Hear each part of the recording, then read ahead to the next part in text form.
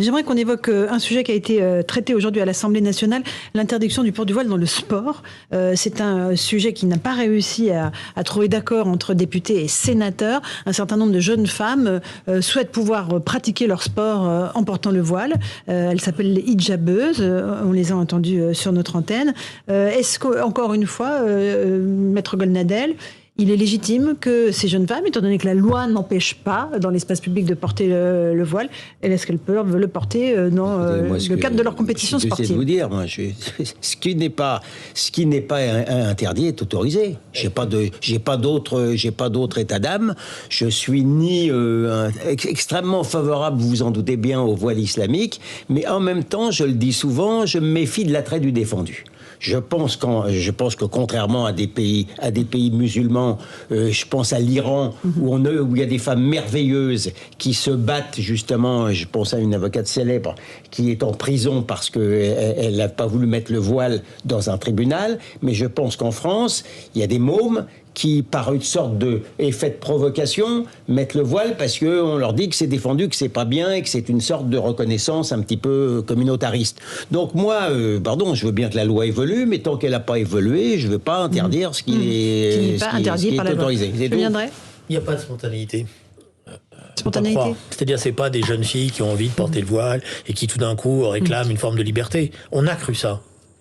Donc le problème du voile a commencé dans la société française. Au début, la plupart d'entre nous, on était généreux en disant c'est des jeunes filles, l'école sera plus forte, et puis on croyait qu'il fallait laisser, parce que c'était des pauvres jeunes filles. Puis on a découvert que derrière, à chaque fois, il y avait un rapport de force politique qui se construisait au travers de ça. Et donc oui, il faut faire évoluer la loi parce que la moindre faille est utilisée et pas ce que des jeunes filles ont envie de sont les militantes politiques, c'est ce que vous nous dites. C'est du militantisme politique, c'est une volonté de déstabiliser la société française parce que on veut effectivement briser ce cadre laïque et c'est dit comme tel par un certain nombre d'associations, de responsables. Et donc dès qu'ils sentent qu'il y a une faille, on précipite, évidemment. Alors après, il y a des esprits faciles ou qui se laissent manipuler, entraîner par copinage, par attrait, etc. Mais il y a d'abord et avant tout des projets qui sont là. Des projets politiques. Jean-Claude, posons-nous une question simple. À quoi sert un voile dans la pratique du football? À rien. C'est plutôt une gêne qu'autre chose. Donc je vois pas... Effectivement, on veut affirmer quelque chose. Quoi, demandez-leur. Parfois, elles s'y sont obligées. Parfois, c'est leur choix. Mais elles font un acte politique en disant « Je vais jouer au football, mais je vais me mettre un voile sur les cheveux et sur la tête. » Le problème que nous avons là, c'est que ce voile il n'est pas pourchassé, il n'est pas interdit dans nos universités. Donc l'interdire sur les terrains de sport, même ceux qu'on considérerait comme publics, déjà là, on aura du mal à s'y retrouver.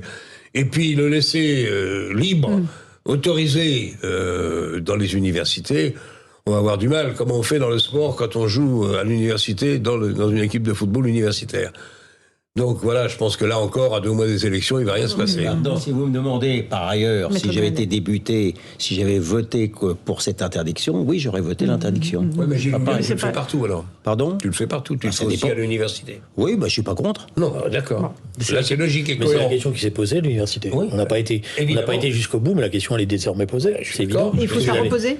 Oui, il faut se la reposer, parce que vous avez des enfants. Vous avez aujourd'hui, alors, il y a un problème par rapport à l'autonomie des universités, ce que vous voulez, mais vous avez aujourd'hui des amphithéâtres où celles qui ne sont pas voilées sont sous la pression de celles qui sont voilées. Et elles sont amenées à le porter parce que si elles ne le portent pas, elles sont mises en cause et menacées même. Donc oui, cette question est posée. Et je redis ici, parce que c'est très important, le voile n'est pas un signe religieux.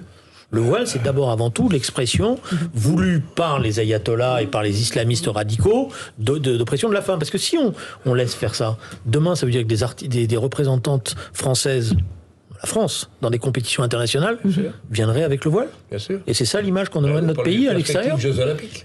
Voilà. Mais voilà, et si on ne le fait pas maintenant, si on ne clarifie pas cette position maintenant, on ne le fera plus jamais.